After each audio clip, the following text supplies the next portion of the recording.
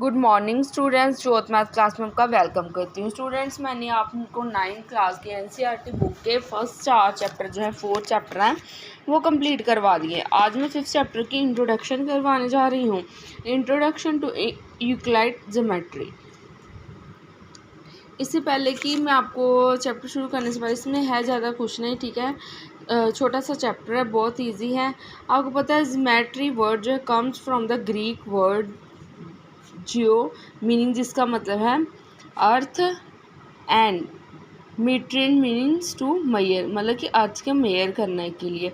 हम ज्योमेट्री में किसी भी चीज़ को मेयर करने के लिए उसको यूज़ करते हैं।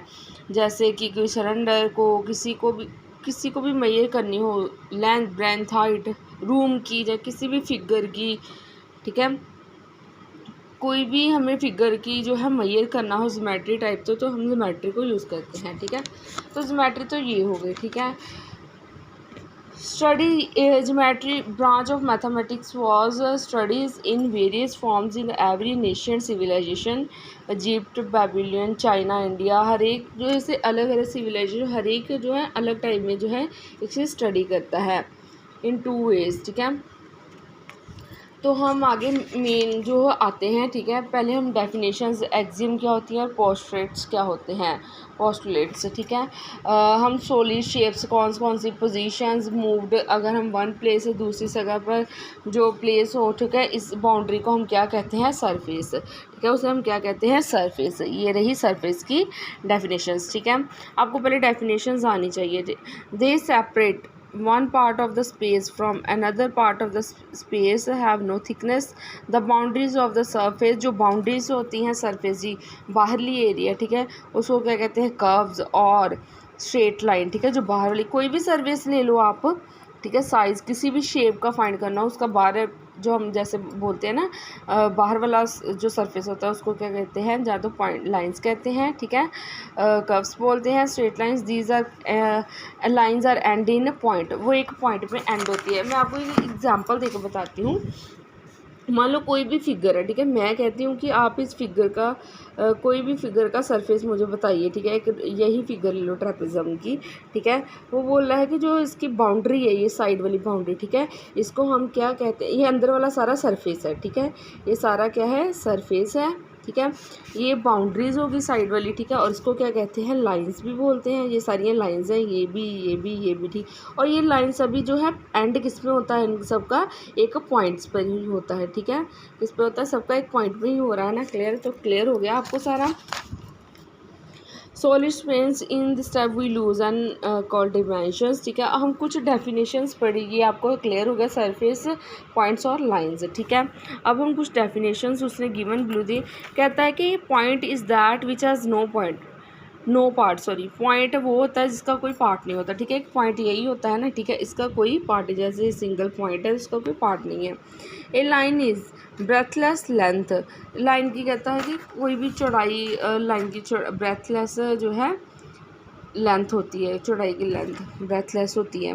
The end of the lines are points, मैंने बता दिया कि पॉइंट्स के एंड पर क्या, लाइन्स के एंड पर क्या होता है, पॉइंट्स होता है। Straight line is a line which lies evenly with the points on itself, ठीक है।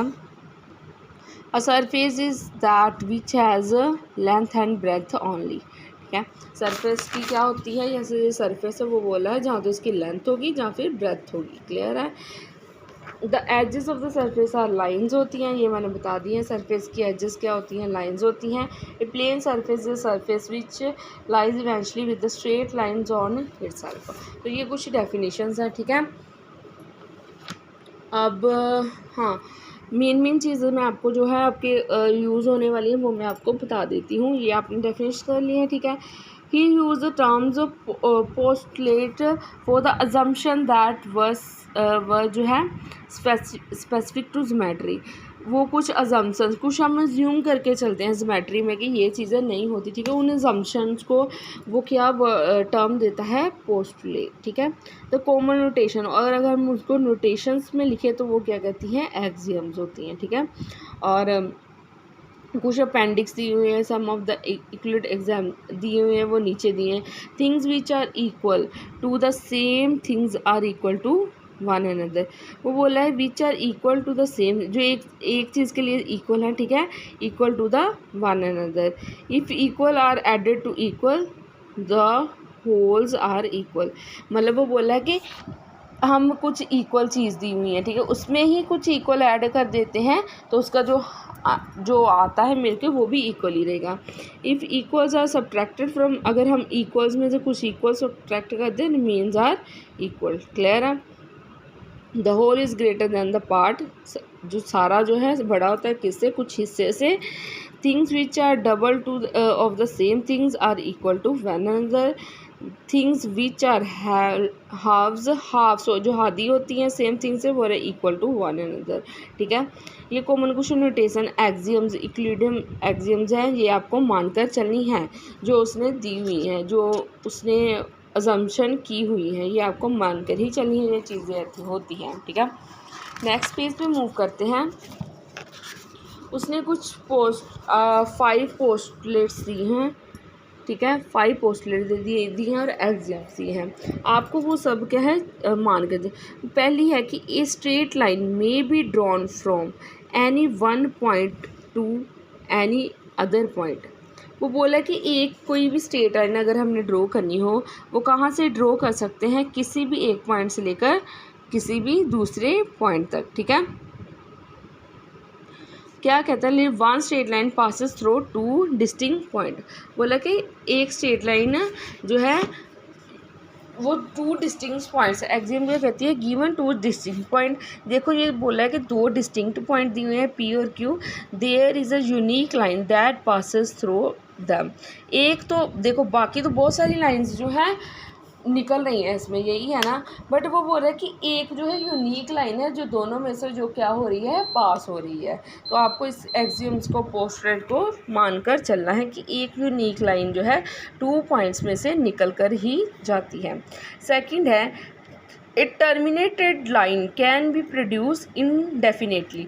टर्मिनेटेड मतलब वो बोला है कि कोई भी लाइन को हम इनडेफिनेटली जो है उसका एंड नहीं है, वहाँ तक हम प्रोड्यूस कर सकते हैं। जैसे मान लो ये एक लाइन है, ठीक है, एक टर्मिनेट मैंने बना दिया लाइन, ठीक, स्पेसिफिक लाइन बना दी, और उसको मैं कहीं भी तक कर सकती हूँ, प्रोड्यूस करना चाहूँ तो मेरी मर्ज़ी है, मैं इनडेफिनेटली जिसका अंत नहीं है वो कर सकती हूँ।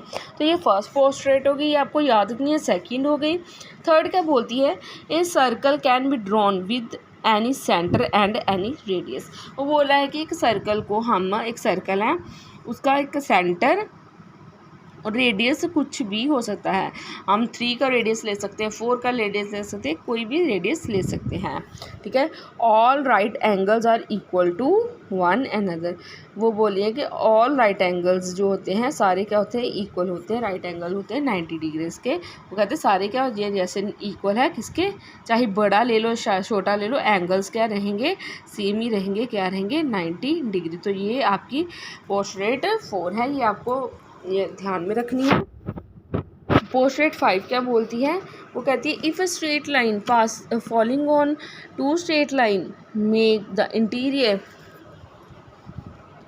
Angle on the same side of it taken together less than 2 right angles than the 2 straight lines, if produce indefinite meet on the side on which the sum of the angle is less than 2 right angle का।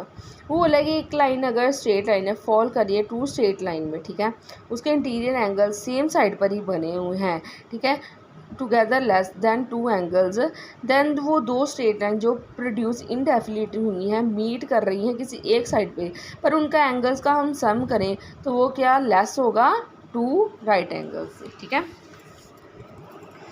Main हो गई ये। बाद में कुछ examples दी हुई हैं आपको, एग्जाम्पल्स अगर ज़रूरत पड़ेगी तो मैं इनका आपको रिज़ल्ट जो है यूज़ करवा दूँगी। जैसे इसके है prove that an equilateral triangle can be constructed on any given line segment. वो बोला है कि कोई भी इक्विलेटरल ट्रायंगल जैसे कोई भी हम इक्विलेटरल ट्रायंगल को कह लें प्रोड्यूस कर सकते हैं ऑन एनी, कोई भी गिवन लाइन हो उस पर हम किसी भी तरह की इक्विलेटरल ट्रायंगल प्रोड्यूस कर सकते हैं। जैसे ये की हुई है, ये की हुई है, ठीक है, किसी लाइन पर। क्लियर है। Two distinct lines can not have more than one point in common. वो बोला कि दो डिस्टिंक्ट लाइन्स हैं, ठीक है, कैन नॉट हैव, उनका जो है मोर देन एक ही कॉमन पॉइंट होगा, उससे ज़्यादा नहीं होगा। जैसे टू डिस्टिंक्ट लाइन है, अलग अलग है, ठीक है, उनका एक ही कॉमन पॉइंट हो सकता है। जैसे टू डिस्टिंक्ट लाइन्स हैं, ठीक है, उनका एक ही कॉमन पॉइंट होगा। तो ये कुछ थ्योरम्स ही वगैरह थी, एक्सियम्स थी, पोस्टर जो आपको ज्योमेट्री में मानकर चलनी है। कल हम नेक्स्ट वाली वीडियो में 5.1 स्टार्ट करेंगे। बहुत इजी है, ज्योमेट्री है, आपको लॉजिकली सोचकर चलना है। Okay students, bye bye. आप अच्छे से इसके जो है गो थ्रू हो जाना, खुद से पढ़ना भी, ठीक है, और समझना भी।